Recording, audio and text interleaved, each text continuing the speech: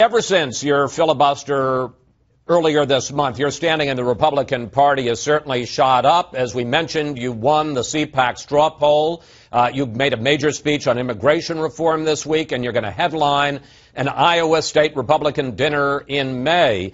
What do you think? Why do you think that you are suddenly such a hot property in the Republican Party? You know, I think people are hungry for someone who will stand up on principle. You know, standing up on the right to trial by jury is something that really a lot of people should agree with, you know, both on the right and the left. And even some on the left were disappointed in the president by not being firm and clear that everybody has the right to trial by jury, that we would never drone someone in America. But it was disappointing to many that he would not answer the question, and it was like pulling teeth. It took 13 hours of filibuster for him finally to say, no, we won't kill non-combatants in America. So I think it was well worth it, and it really served to narrow presidential power, which I think is important, that there are limits. We're going to get to the substance of the filibuster a little bit later, but does all of this attention now, does it increase your interest in and your sense of the feasibility of running for president in 2016? Well, you know, I've always said I wanted to be part of the national debate. I think the Republican Party needs to figure out how to be bigger. And I think I do bring some ideas to that. And so I've talked with the Republican National Committee, the Republican National Committee chairman, about things I think we need to do to be competitive on the West Coast, to be competitive in New England and Illinois. And I think some of those ideas are a more libertarian Republican approach to things. And I think that a lot of young people are attracted to that, and our party could grow if we accepted something maybe a little different than the cookie-cutter conservatives that we've put out in the past. So to press my question, does this increase your interest in running for president? It sounds like the answer is yes. Well, I'm definitely in being part of the debate. I think the country is suffering right now with 12 million people out of work, so I want to be part of the answers to it. Whether or not that actually is me specifically running for president, I don't know that yet. But I do know that I think the country's suffering with significant unemployment, stagnation. There's still some question whether we're dipping into recession at this point.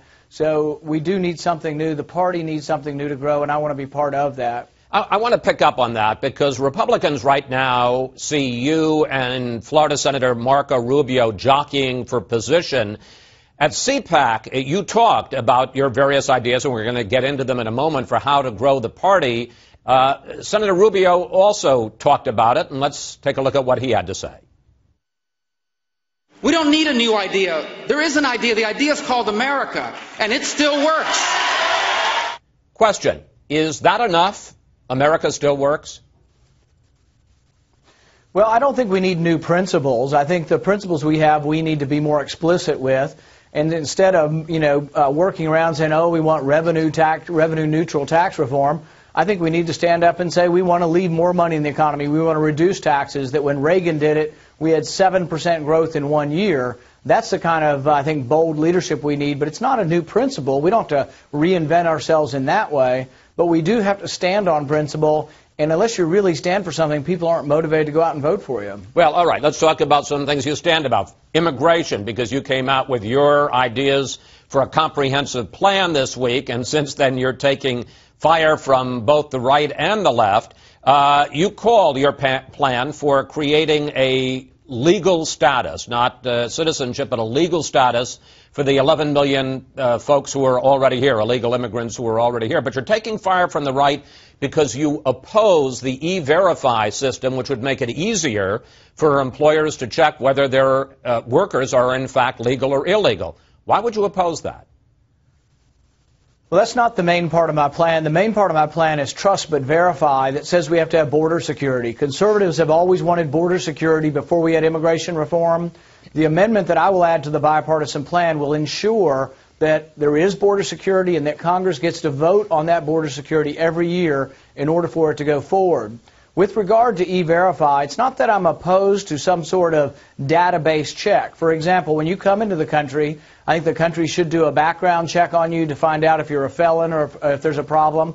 I also think that those who come in and get a work visa should be in a database, and that when someone applies for welfare, it should be mandatory that they look at that database to make sure you're not here on a work visa, which means you're not eligible to vote, and you're not eligible to get welfare. So I'm not against any kind of checking. I just would prefer the government to be the policeman and not the businessman. It's kind of where it happens, whether it happens and the businessmen have a lot more expenses to do this, or whether the government should do it. Yeah, let's talk about your idea, which is very important to you, that it should be Congress. According to the Gang of Eight plan, it would be governors and a commission. They would decide whether or not the border is secure. You want Congress to get into this, and there are some Republicans who say you're setting up the GOP for a fall because it'll be a vote in Congress. It'll be very political. A lot of Republicans will say, well, gee, we're not satisfied with border security, and that'll only increase their sense of separation from Hispanic voters.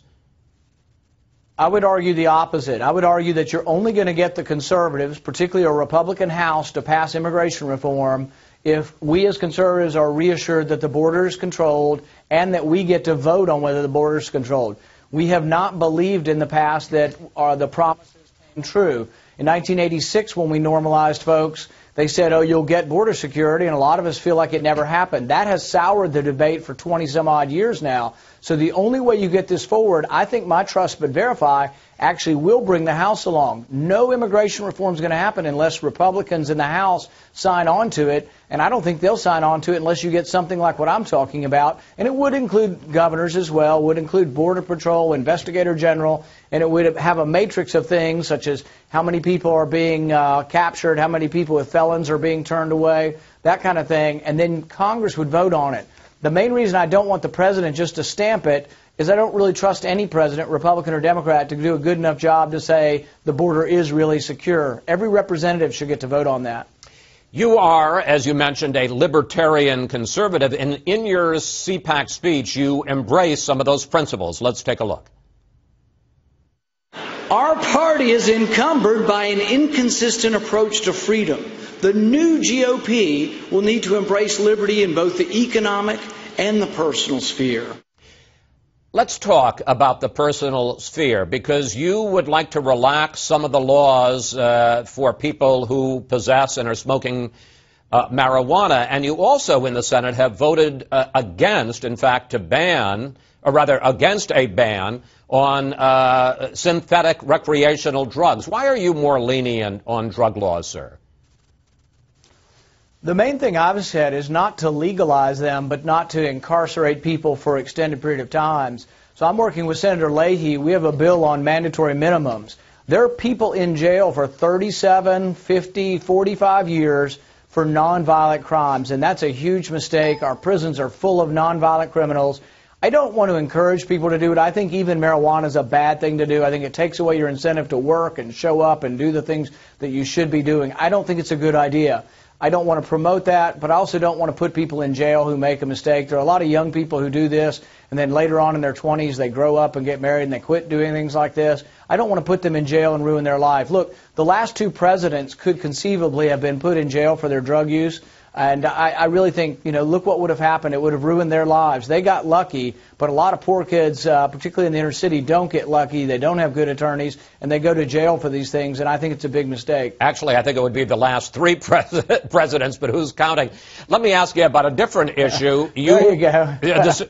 The Supreme, well, he didn't inhale. The Supreme Court will hear arguments on same-sex marriage this week. You say the federal government should stay out of this issue and leave it as it has traditionally been left to the states.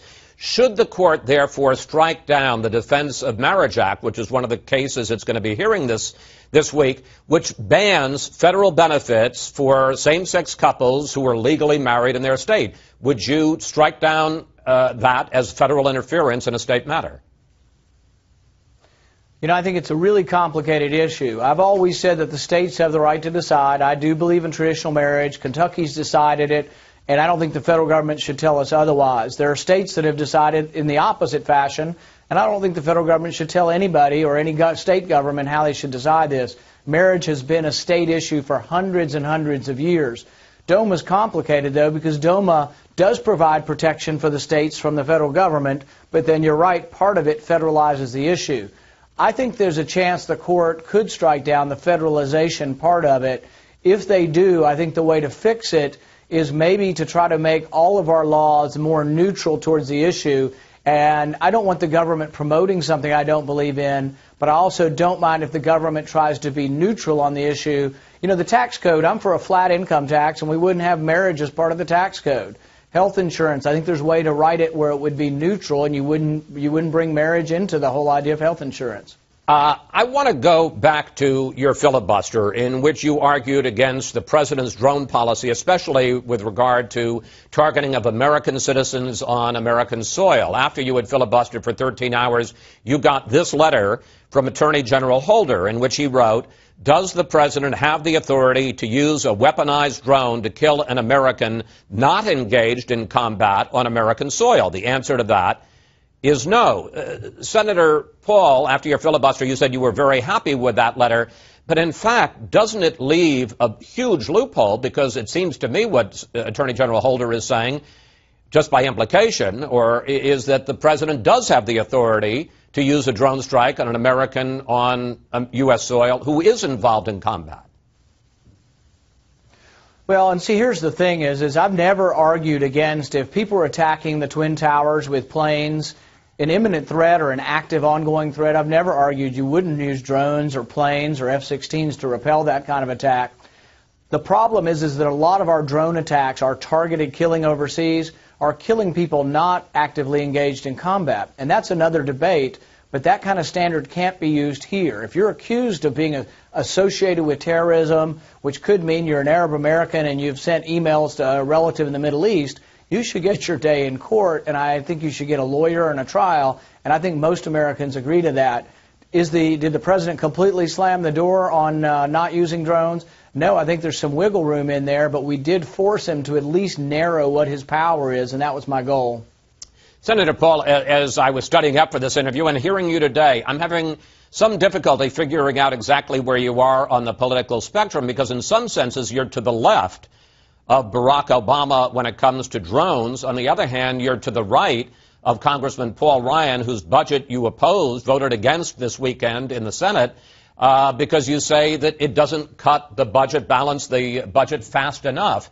Do you think there's room for a realistic, feasible presidential candidate who's to the left of Obama on some issues and to the right of Paul Ryan on other issues? I think we have a confusing spectrum. This left-right spectrum doesn't always work for people. But I think because of some of that confusion, it shows that someone like myself, I think, could appeal to young people, independents, and moderates, because many of them do think it's a mistake to put people in jail for marijuana use and throw away the key. So I think there are people who would like a less aggressive foreign policy. There are all kinds of issues that don't neatly fit in the left-right paradigm that I think would help, because we're not doing very well in a lot of these states, these purple and blue states. So we do need a candidate that would appeal across the left-right paradigm. Just briefly, we got about 30 seconds left, though. I mean, your budget, which would balance the budget, your plan would balance the budget in 5 years. Paul Ryan's, which has come under attack for balancing it in 10 years. You've introduced it 3 consecutive years in the Senate. The most votes you ever got was this weekend when you got 18 of 100 senators. I mean, isn't that out of the mainstream?